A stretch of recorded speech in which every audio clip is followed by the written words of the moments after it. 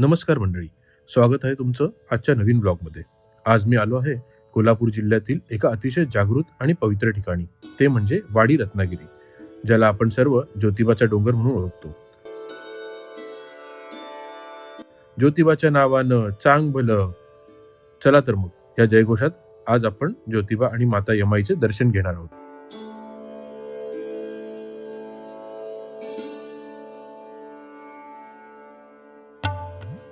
कोल्हापूर पासून साधारण 18 ते 20 किलोमीटर अंतरावर हे मंदिर आहे। मंदिरात प्रवेश करताच सगळीकडे गुलालाची उधळण दिसते। असं म्हणतात की ज्योतिबा हे ब्रह्मा, विष्णू आणि महेश या तिघांचा अवतार आहे।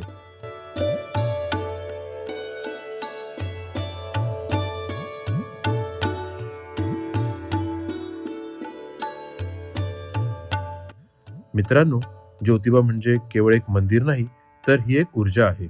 यांना केदारेश्वर असेही म्हणतात।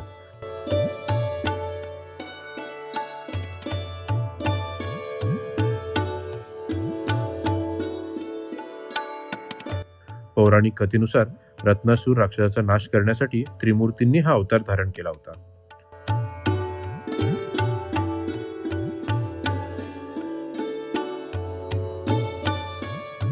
मित्रांनो, इथली सर्वात खास गोष्ट म्हणजे इथला गुलाल।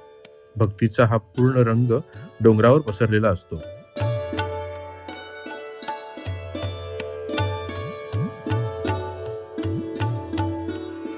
ज्योतिबांचे मुख्य मंदिर काळ्या पाषाणात बांधलेले असून अतिशय भव्य आहे। इथे दर्शन घेतल्यावर मनाला एक वेगळी शांतता मिळते।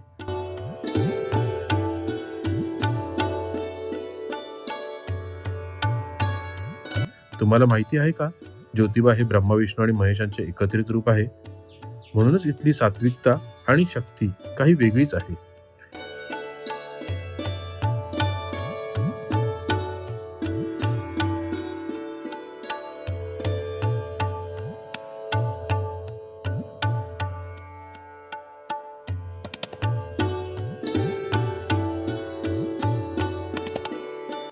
इथली शासनकाठी आणि चैत्र जत्रा अख्ख्या महाराष्ट्रात प्रसिद्ध आहे।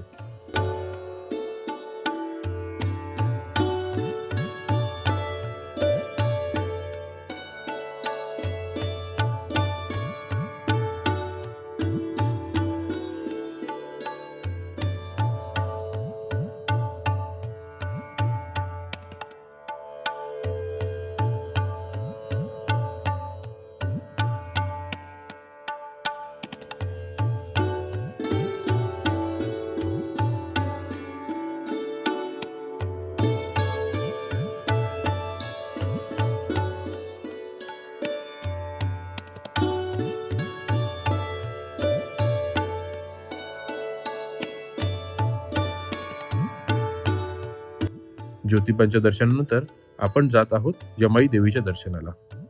यमाई देवी ही ज्योतिबांची बहीण आहे। मुख्य मंदिरापासून थोड्याच अंतरावर हे एक सुंदर मंदिर आहे।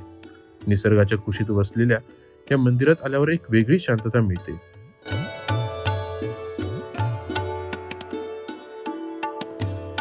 ज्योतिबांचे दर्शन घेतल्यावर यमाई देवींचे दर्शन घेतल्याशिवाय ही यात्रा पूर्ण होत नाही, असं मानलं जातं।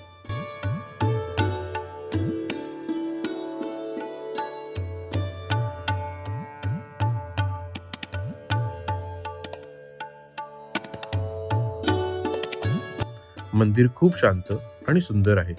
इथून आजूबाजूच्या निसर्गाचा आणि दरीचा जो नजारा दिसतो तो पाहून मन प्रसन्न होतं। तुम्ही जर इथे आलात तर या शांततेचा अनुभव नक्की घ्या।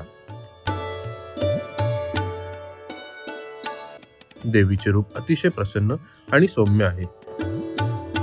तर मंडळी, हा होता आपला छोटासा पण भक्तिमय ब्लॉग। तुम्हाला हा व्हिडिओ कसा वाटला कमेंट्समध्ये नक्की सांगा, आणि कमेंटमध्ये ज्योतिबाच्या नावानं चांग भलं लिहायला विसरू नका।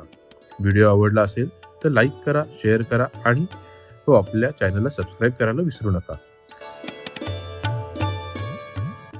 भेटूया पुढच्या ब्लॉगमध्ये, तोपर्यंत काळजी घ्या। धन्यवाद।